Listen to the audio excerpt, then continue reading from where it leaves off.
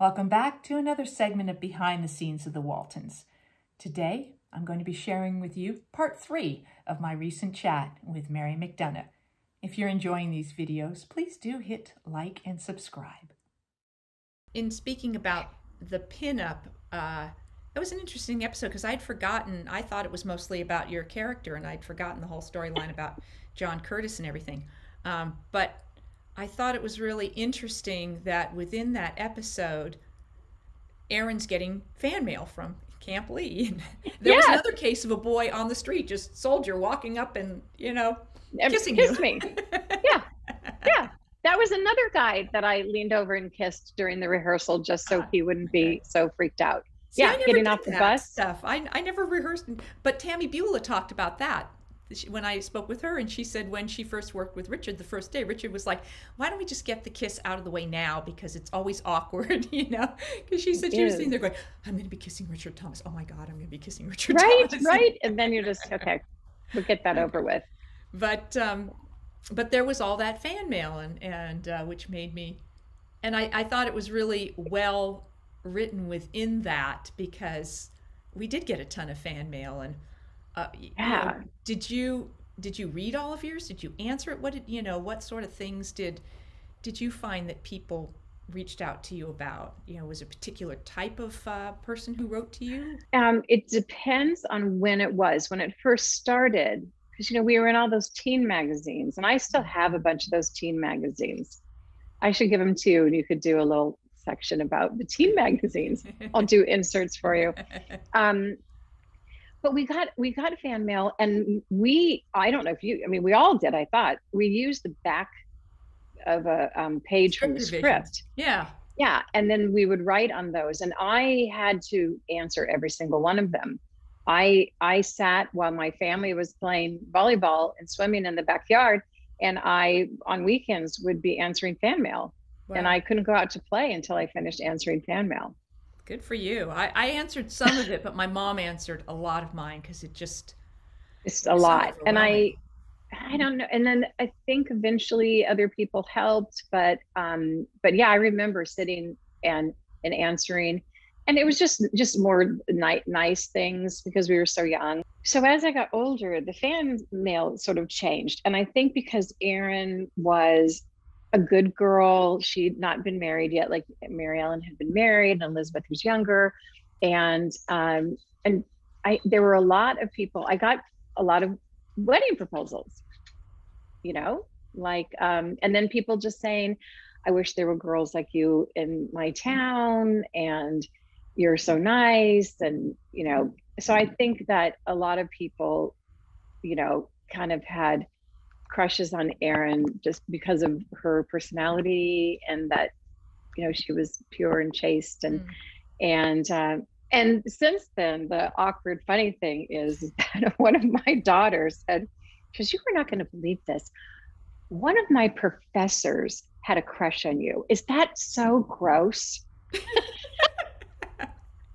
It's like it was a long time ago, and he was a young man.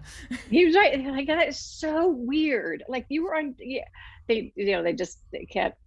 My girl is like putting it together, and then it happened to one of my other girls, and she's like, "So weird. My teacher had a crush on you when he was little. That is so strange." I said, "Well, yeah, that is just so wild. I mean, that you were on TV and that he liked you." Our kids really look at us differently than we're not real people to them.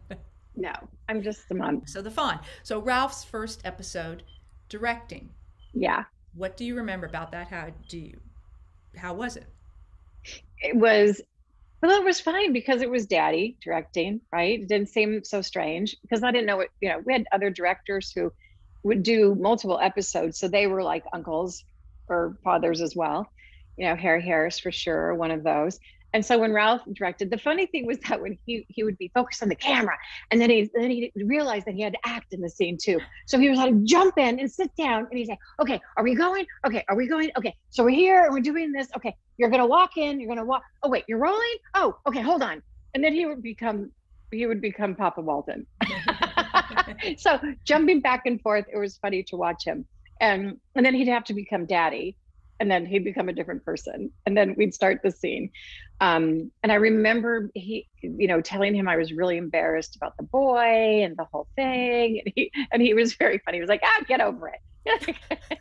He's adorable. This kid we found is so adorable. And so there was no like, I know this is the first time that you've had to have a thing, but no, none of that. We're that just like, come on, Ralph. Yeah. no. And I remember the fawn was so cute, and I had all this food in my pockets so it would follow me. Okay, great. And he was very cute. It was all about the tricks of getting the deer to do, once again, Erin facilitating all the other storylines. It's really about Grandpa teaching a lesson about letting wild things be wild. Yeah. So, but yeah, and Ralph was funny. He was so excited to be directing. So it was fun. It was really good. Yeah, I as I have looked at episodes he's directed, he does a lot of really creative things that I didn't necessarily appreciate at the time we were doing them. It was like, oh, Ralph's being clever again.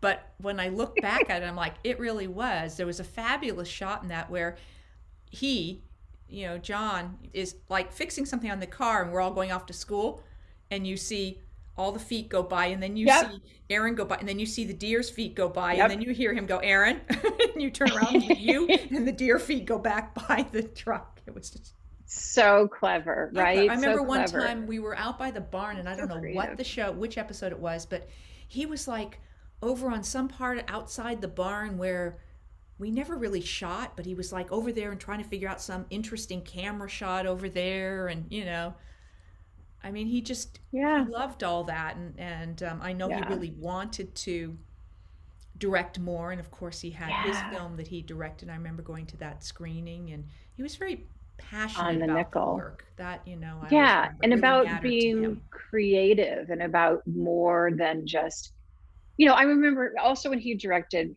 he made me eat. He wouldn't cut until I ate a bite of everything that was on my plate. And I was always drinking coffee by then because I was always dieting. And so he was like, this is not how you would be. You have to eat everything. You have to. And so I was like, no, but I don't eat. I drink a lot of coffee. And he's like, no, you don't. No, not now. Not now. Because he was kind of method, right? And he was like, this is how you would really be. You would come to the table and you would eat. And I thought, I haven't been eating for years.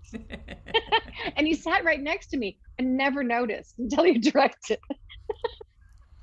That's funny. Or maybe he just felt Michael like he never ate, Well, we know Michael never ate. Yeah. And I sat next to her originally. That's how I learned it, probably. Yeah. No, and then Ellen would teach us that if you went to have something in the master, you had to have it in your close-up. And so I had eaten 5 pieces of bread. And then by the time I got to the close-ups, I had to keep eating bread, which I love that bread with butter. It was fabulous. But I mean, then you're stuffed and you've gone out for lunch and you just don't want to eat anymore. So yeah. Yeah. Do you think, I mean, I think you had some wonderful storylines, and you did some just absolutely beautiful work. And thank you. I mean, I've just so appreciated looking back, and I'm just very moved by the ensemble work that was done from Wheel Gear down to Cammie Kotler. I mean, just, that doesn't happen. No, we have a cohesive nature about us, and we still do. I mean, whenever you get us in a room, it's very hard to penetrate our bubble, and we have such history. And I think our chemistry was so amazing, and that we were allowed to kind of just be us. I remember the homecoming, they had that interior barn scene there, and they had hay there, and it was all so dusty, and I'm allergic to grass and hay. So I was doing this all the time, and Fielder Cook just let it be. Yeah. I mean, I had allergies, and I think, oh gosh, why didn't somebody stop me? But they just wanted us to be how we were. And I remember my very first crying scene was in the Easter story. And I didn't know nobody knew if I could actually come up with real tears when the time came. And I remember having just a terrible stomach all day long. And it was one of the last scenes in the afternoon. And I was just so worried about it and just so worried. And then I remember us doing the scene and rehearsing it. And Harry Harris said, you have the tissue, you have the handkerchief. And if she doesn't cry, just don't use it. And nobody taught me how to cry. I don't know if they taught you, because you're really good at crying too, but nobody taught me how or what to do. There was not a lot of direction. So, and then I feel like once they figured out that I could cry, that's all I did was cry. Like and then when I got old enough, I kissed and cried. But I cried all the time after that. It was like, oh, she can cry. Well, let's just make her cry. And nobody said just be in the scene. Or just listen, or think of mama having polio. I mean, nobody said what to do. It was just expected. Or maybe it's just because we had some kind of like talent from being around who we were working with and absorbed from. I mean, how did you know how to cry?